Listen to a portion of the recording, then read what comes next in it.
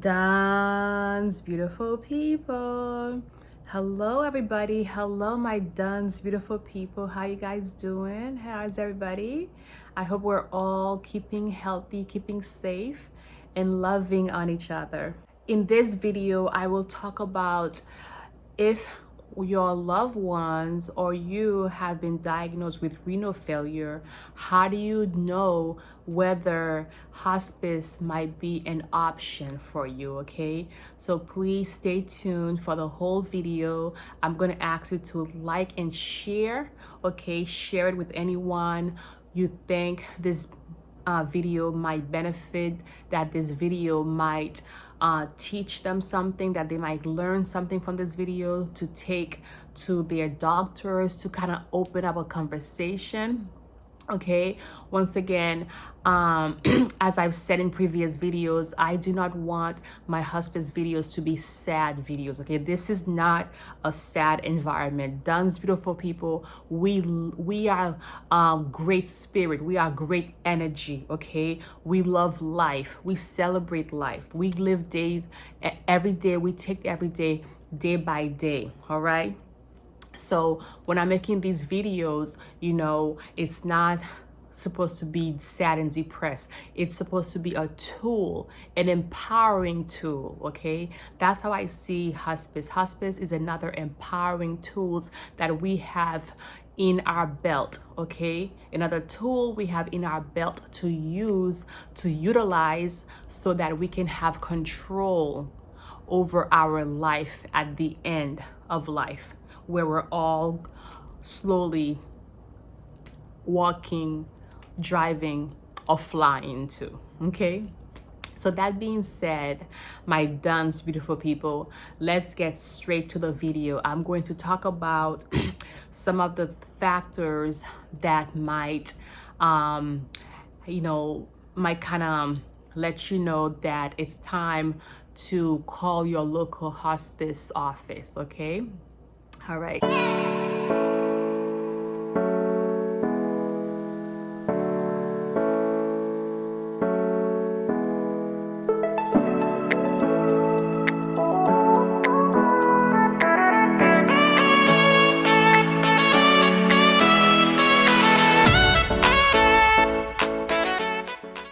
First, we are going to talk about some of the symptoms, okay? Some of the signs and symptoms that your loved one, okay, somebody might exhibit who has a renal disease, okay, who's on renal failure, okay? Some of the signs are you are urinating, okay? You're urinating, peeing less, okay? So you're not going to the bathroom as much. And get this, some could also be more, okay? So either you are peeing a lot less than you usually pee before, or more, okay? So that's one of the signs. Another one is itchy, okay? Itching. You will see that the person might say, you know, my skin is itchy a lot. I feel like something is crawling under my skin, okay? They might constantly be itching, okay? That's another sign.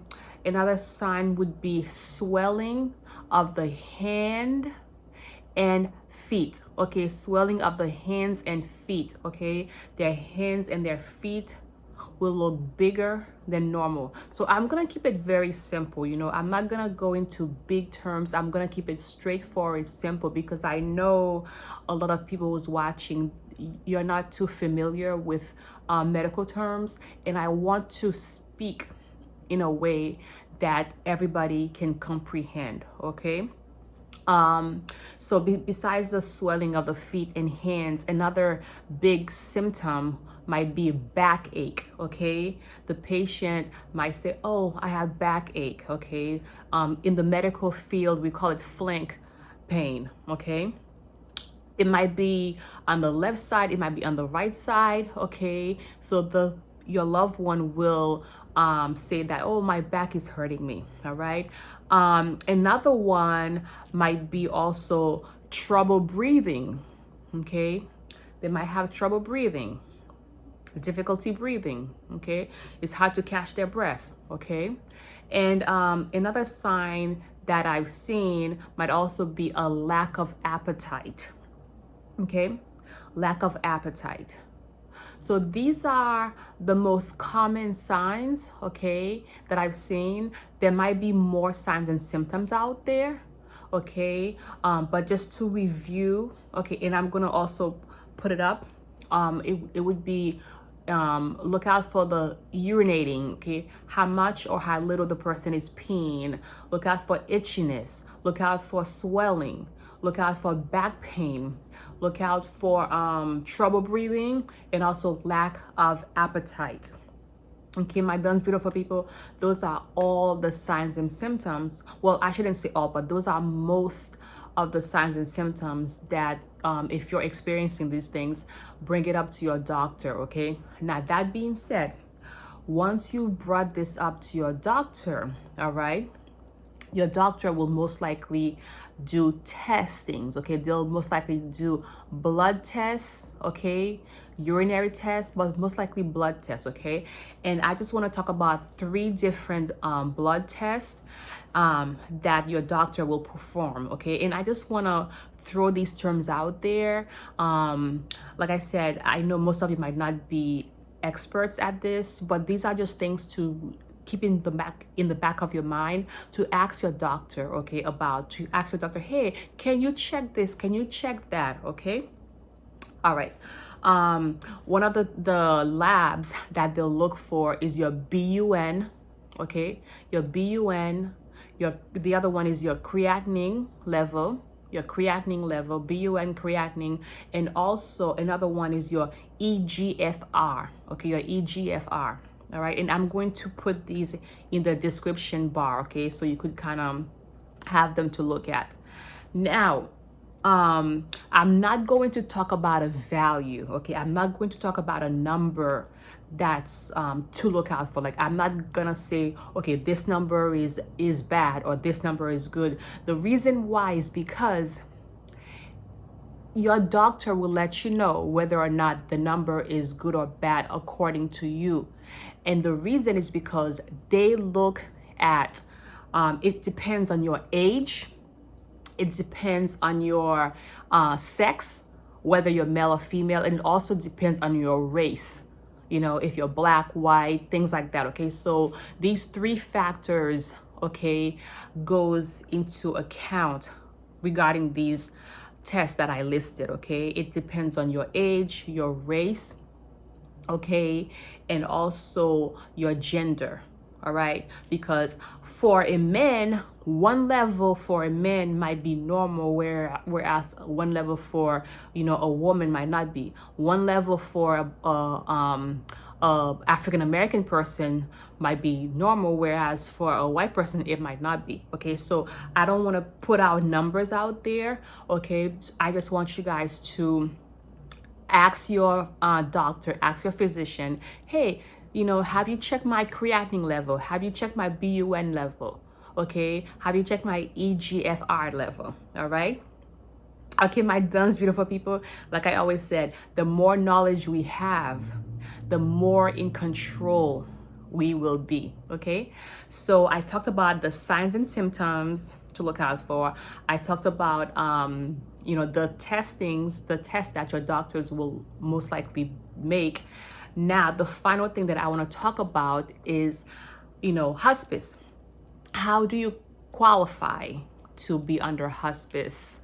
Okay, once your doctors say, you know, this is the numbers, these are your signs and symptoms, where does hospice come in? My Dunsbeautiful people, hospice comes in, okay? Hospice is helpful if and when the patient says, I no longer want to seek dialysis. I want to stop dialysis. Okay? Think about it. When you're in dialysis, okay, when you're on dialysis, most people go at least 3 times a week. Okay? Say you go Monday, Wednesday, Friday. And say, dad has been doing this, has been on dialysis for, let's just say 5 years, for example, okay? Dad is tired.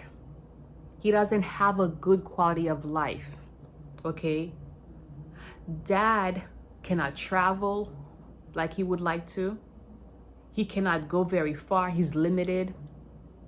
And although, we can make arrangements for you to get dialysis when you go elsewhere, but some people still see that as, a challenge. All right. So dad has been on dialysis for years, and he's not a good candidate for a transplant.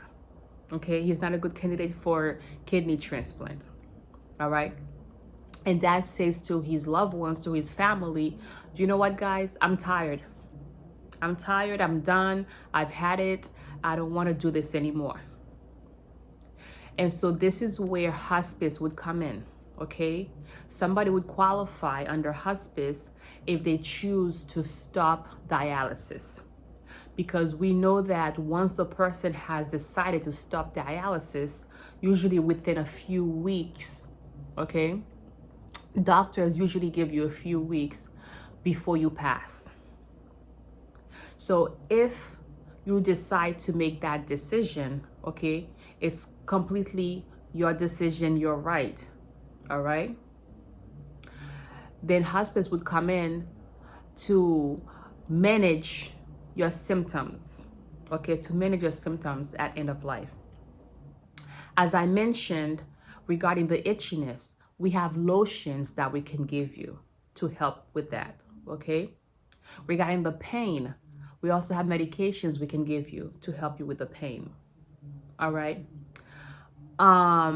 With breathing, okay, if you're having difficulty breathing, we have medication, we have oxygen, we have breathing therapy that we can provide, okay? So we're there for support, okay? If you're having skin problems, we can, do wound care. We're there to support your family. Social worker will be there to talk to your family. Bereavement services, okay? Your hospice nurse, the whole team will be there to guide you, to walk you through it, so that you and your family don't have to feel like you're all alone.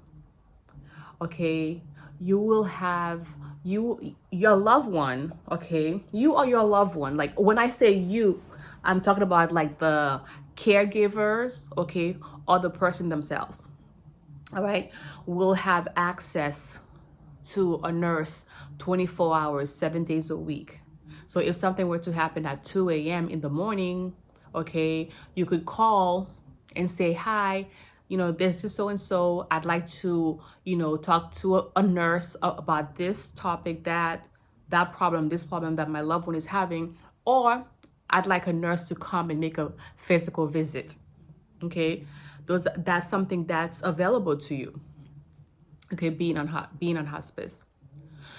So these decisions, okay, this decision will definitely not be an easy decision, because from my experience, okay, I actually had a lady a relatively young woman, actually. She was in her 50s, okay? She was in her 50s, and she has, she had 2 children in a loving husband, okay? So she's in her 50s, she had 2 children and a loving husband, and she just decided she didn't want to do dialysis anymore. And her family took it really hard. Her family actually did not agree with that decision, but at the end of the day, it's your life. She's the one who has to, only her can make that decision. And, she was alert and oriented, able to make her own decisions. And, the family says, they felt like she was just giving up on life.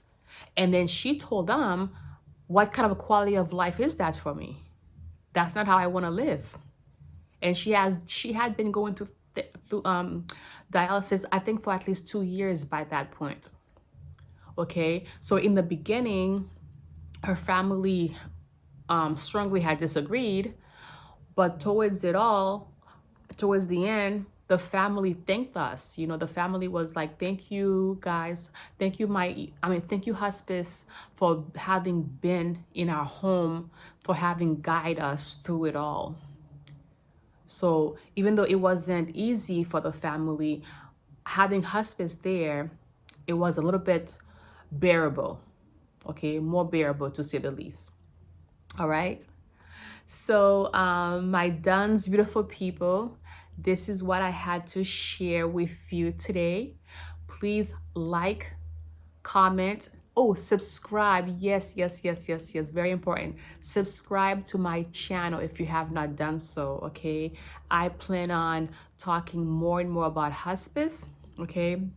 And also, as you all know, here at Duns Beautiful People, we talk about what? Hospice, relationships, and natural hair. Okay, so I have something for everybody. But I want us all to know that life is what you make out of it. Okay, and end of life is life. I love you with the love of Jesus Christ. Dance, beautiful people. See you in the next video.